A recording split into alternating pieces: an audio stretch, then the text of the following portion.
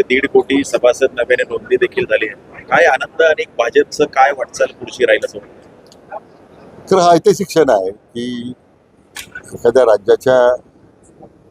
राज्यामध्ये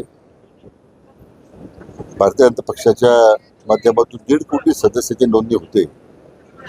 हाच या पक्षाचा जो कार्यकर्त्यांचा आणि त्यांच्या माध्यमातून जनतेचा विश्वास जो ज्या निमित्तानं आमचे विश्वनेता आदरणीय प्रधानमंत्री नरेंद्र मोदीजींवर व्यक्त होतोय, हाच सगळ्याच्या दृष्टीने एक महत्त्वाचा क्षण आहे, आनंद आहे.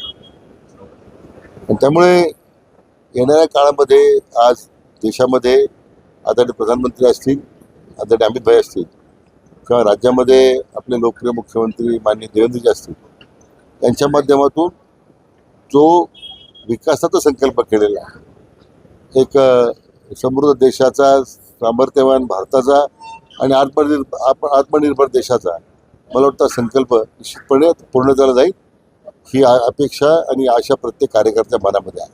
भाजपची जी स्थापना आहे ती आमच्या समोर झाली आणि मूळ शिवसेनेच्या समोर झाली असं संजय राऊत म्हणतायत. मात्र ज्या उदात्त हेतूने भाजपची स्थापना झालेली होती ती भाजपा आज राहिलेली नाही असं त्यांचा आरोप आहे. असं आहे की संजय राऊतांना त्यांच्या आरोपाबद्दल बोलण्यात काही अर्थ नाही, कारण अर्थहीन आणि दिशाहीन झालेला माणूस येतो.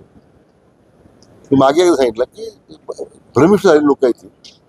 एवढी मोठी चपराक त्यांच्या या सगळ्या खोट्या नॅरेटिव्ह त्यांनी ज्या पद्धतीने लोकसभेला तयार केला होता, त्याच्यावर महाराष्ट्राच्या जनतेनं विधानसभेमध्ये जी चपराक दिलेली आहे, आता उरली सुद्धा आता शिवसेना फक्त शिल्लक राहील का नाही या चिंतेत सगळे नेते आहेत. फक्त आता माध्यमांपुढे येऊन आपलं अस्तित्व दाखवण्याची धडपड आहे.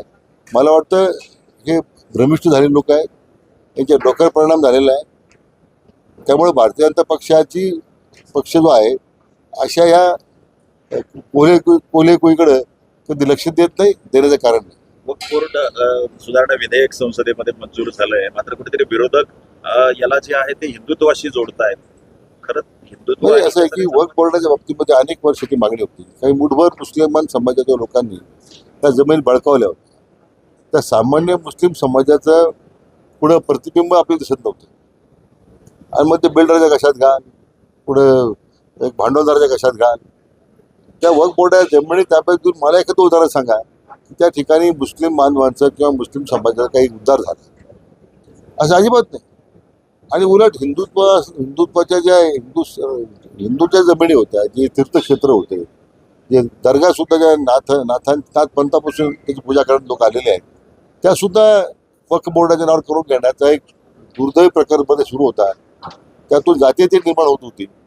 मला वाटतं उद्या देशाच्या प्रत्येक सामान्य माणसाच्या ज्या अपेक्षा होत्या, ज्या भावना होत्या, तर ह्या वक्फ बोर्डाच्या कायद्यामध्ये सुधारणा करत त्या भावनेचा आदर भारत सरकारने केलेला आहे, त्यांचं आम्ही अभिनंदन करतो. शरद पवार कुठेतरी या चर्चेमध्ये सहभागी झालेले दिसले नाही. मात्र दुसरीकडे उबाटाचे जे खासदार आहेत हे मात्र वक्फ बोर्ड विधेयकाला संसदेमध्ये विरोध करताना दिसतात. उबाटाकडून काय अपेक्षा करायचं? मी मागे म्हटलं की त्यांच्या काळामध्ये उद्धवजी मुख्यमंत्री असताना संभाजीनगर येथे औरंगाबादची कबरीवर फुलाची उधळण झाली, त्याचं उदात्तीकरण होतं. हे कोणतं हिंदुत्व आहे यांचं? त्यांचा हिंदुत्व हा सगळा खोटा होता. तो लोकांनी विधानसभेला फाडलेला आहे. भविष्यात त्यांना त्यामध्ये आता हिंदुत्व म्हणून घेण्याचा त्यांना आता अधिकार राहिला नाही. शरद पवारांची का गैरहजेरी मला माहीत नाही, तर मध्यंतरी एक असं काढून आलं होतं की प्रसंगी वक्फ बोर्ड अध्यक्षपद सुद्धा मला मिळेल म्हणून सुद्धा गैरहजर झाला असं माहीत नाही. कृषी मंत्री माणिकराव कोकाटे यांचं जे वक्तव्य आहे त्यामुळे कुठेतरी शेतकरी कुठेतरी संतापलेले दिसत आहेत आणि कर्जमाफी करून सरकारने कुठेतरी घुमजाव केला असं देखील चर्चा आहे. असं मला माहिती आहे माणिकराव काय म्हटलं ते, पण मी काल बोललो सांगोल्याला की थोडं शेतकऱ्यांच्या प्रश्नाच्या संबंधामध्ये मंत्री महोदय संवेदनशील असलं पाहिजे. माणिकराव तसं बोलणार नाही मला खात्री आहे, फक्त हेतूच नसला पाहिजे बोलण्याचा. कधी बोलण्याचा विपर्यास सुद्धा करण्याचा प्रयत्न होतो. परंतु निश्चितच त्यांच्या मनामध्ये सुद्धा शेतकऱ्यांच्या बद्दल तीच आधाराची भावना आहे की आमच्या सगळ्यांच्या मनामध्ये आहे. शिर्डीचं विश्वस्त मंडळ अनेक वर्षापासून प्रलंबित आहे. काही हालचाली सुरू आहेत का आणि कधीपर्यंत विश्वस्त मंडळ असेल? कायद्याच्या चौकटीमध्ये सगळ्यात बसलं पाहिजे. त्यात मान्य उच्च न्यायालयाचे काही निर्णय आहेत, मान्य सर्वोच्च न्यायालयाचे काही निर्णय आहेत, पण निश्चितपणे पण असं आहे की सबका मालिक एक हे बाबांचं जे आपण आदरस्थान आहे ते त्यांनी संत आणि सबुरी म्हणून त्यांनी जे शिकवण दिली आहे त्या आधारावर चाललंय उत्तम प्रकारे कारभार सुरू आहे.